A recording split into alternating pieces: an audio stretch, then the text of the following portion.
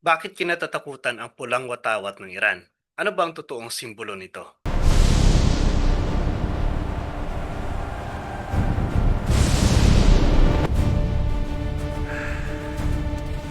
Ito po ay tinatawag nilang flag of reverence. At nang makita ito ng mundo na nakataas sa isang pinakamahalagang moske sa Iran, maraming tao ang kinabahan. Bakit? Dahil sa kanilang tradisyon, ang pulang watawat na iyan ay hindi basta kulay. Ito ay deklarasyon, ito ay babala, ito ay panata ng paghihigante. Ano bang pulang watawat na ito? Una po sa lahat, linawin natin. Hindi po ito opisyal na bandera ng Iran. Ang kanilang nation flag ay may tatlong kulay. Berde, puti, pula. Ang pulang watawat na itinaas sa gitna ng matinding tensyon laban sa Israel at United States ay isang hiwalay na simbolo. Tradisyon ng Shah Islam, ang kulay pula ay sumisimbolo sa dugo, lalo na sa dugo ng isang martir. Kapag itinaas ang pulang watawat, ito ay nagsasaad na may dugo na dumanak at ang dugo na iyon ay hindi nila palalampasin. Now, saan ba ito madalas itinataas? Madalas po itong itinataas sa isang napakahalagang lugar sa kanila. Ito ang Jamkaran Mosque. Sa kanilang paniniwala, ang pag-angat ng pulang watawat doon ay hindi lamang political gesture. Ito ay may malalim na reliyosong kahulugan, parang panata sa harap ng Diyos. Isang mensahe sa kanilang mamamayan, isang mensahe sa kanilang mga kalaban. Bakit marami ngayon ang natatakot nang itaas ang watawat na ito? Dahil po sa kasaysayan, kapag itinaas po ang pulang watawat, may kasunod itong aksyon. Hindi ito simbolo ng pag-uusap. Hindi ito simbolo ng diplomasya. Ito ay simbolo ng galit at paghihigante. Sa kultura po nila, hanggat nakataas ang pulang watawat, nangangahulugan po iyon na hindi pa nakakamit ang hustisya, hindi pa natatapos ang laban, hindi pa sila nakakagante. Kaya para po sa maraming analyst at mga bansa sa Middle East, ang pagtaas ng pulang watawat ay indikasyon ng mas malawak na pag-atake. Now, kamakailan lang po nabalitaan ng mundo na ang isang pinakamataas na leader ng Iran ay natapos ang buhay dahil sa pag-atake na inuugnay sa Israel at Amerika. Sa pananaw ng Iran, ito ay hindi lamang military strike. Ito ay pagpaslang sa isang mahalagang leader. At sa kanilang tradisyon, ang dugo ng isang leader o martir ay dapat pagbayaran. Kaya nang itaas ang pulang watawat, marami ngayon ang nagsasabing ito ay malinaw na mensahe na hindi kami titigil. Dati ang tensyon ay pangunahin sa pagitan ng Iran at Israel. Pero ngayon, dahil po sa mga alyansa at geopolitical ties, mas lumalawak ang saklaw. May mga bansang kakampi ng Amerika. May mga bansang kaalyado ng Iran.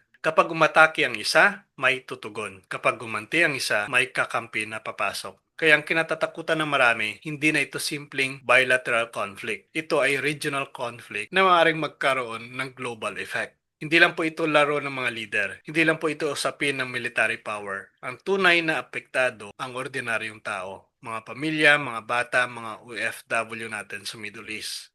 Kaya kapag may pulang watawat na nakataas at may kasunod na missile strike, hindi politiko ang unang tumatakbo, kundi ang mga ina na may hawak na bata. Ano ngayon ang pananaw ng Biblia sa mga ganitong pangyayari? Alam naman po natin sa Gospel of Matthew chapter 24 verse 6, sinasabi ng ating Panginoong Jesucristo, "You will hear of wars and rumors of wars. See that you are not alarmed." May digmaan, may balita ng digmaan, pero may utos din.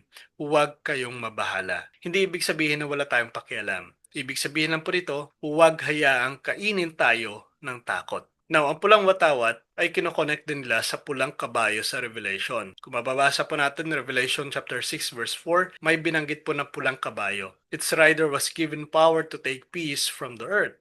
Pula, pagkawalan ng kapayapaan, pagpatay. Ang pulang watawat ng Iran ay political at religious symbol sa kanilang kultura. Ang pulang kabayo sa Revelation ay prophetic symbol ng digmaan. Hindi po natin sila dapat paghaluin, pero malinaw po na ang mundo ay may pattern ng kaguluhan kapag lumalayo ito sa Diyos. Now, anong dapat natin gawin? Well, natural lang pong matakot, natural lang pong mangamba. Hindi po natin alam ang susunod na hakbang ng mga bansa. Hindi natin alam kung lalawak pa ito, pero may alam po tayo. Hindi nawawala ang Diyos sa kasaysayan. Ika nga no, in Psalms 46 verse 1, God is our refuge and strength, an ever-present help in trouble. Hindi sinabi na walang trouble. Sabi niya, may refuge. Kaya sa gitna po ng pulang watawat, mas kailangan po natin ang panalangin. Panalangin po natin ang kapayapaan. Panalangin po natin ang proteksyon ng mga inosente. Ipanalangin po natin ang ating mga kababayan sa Middle East. Hindi po natin kontrolado ang military decisions, pero kontrolado po natin ang ating pagtugon. Yes, may takot, pero mas dapat mangibabaw po ang pananampalataya. Kung ang pulang watawat po ay simbolo ng galit, tayo naman ay magiging simbolo ng pag-asa. Kung ang mundo ngayon ay naghahanda sa paghihigante, tayo ay maghanda sa kapatawaran. Kung ang mundo ay nagpapakita ng puwersa, tayo ay magpakita ng tiwala sa Diyos. Kaya ka-curious, ang pagtaas po ng pulang watawat ng Iran ay may malalim po na kahulugan sa kanilang kultura. Simbolo ng dugos, simbolo ng paghigante, simbolo ng hindi paglimot. Kaya marami ngayon ang natatakot dahil alam nilang may kasunod na kaguluhan pa ito. Pero tandaan po natin, mas mataas kaysa sa anumang watawat ang kamay ng Diyos. Mas mataas kaysa sa anumang missile ang kanyang kapangyarihan. At mas tiyak kaysa sa anumang geopolitical forecast ang kanyang pangako.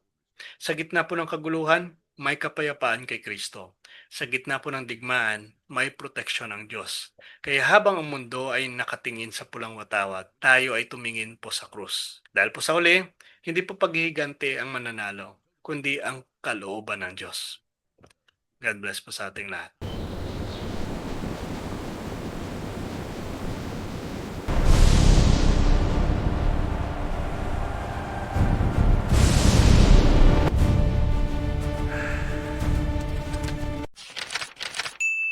So ayan po mga peers, sanay kapupulatan po natin ito ng aral. At kung nagustuhan niyo po ito, please like and share, ibahagi po natin sa mga kakilala po natin.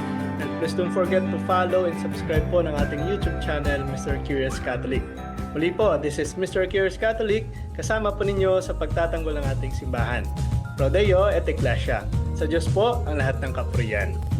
Hello mga kapatid, follow and subscribe Mr. Curious Catholic. Marami tayong matutunan, mapupuno po yung ating isipan sa mga katotohanan. Dahil ang katotohanan na magbigay sa atin ng tunay na kalayaan. God bless. Hello mga kapatid, inanyayahan namin kayo, huwag niyong kalimutan mag-subscribe sa kay Bro Dance Oberio, Mr. Curious Catholic.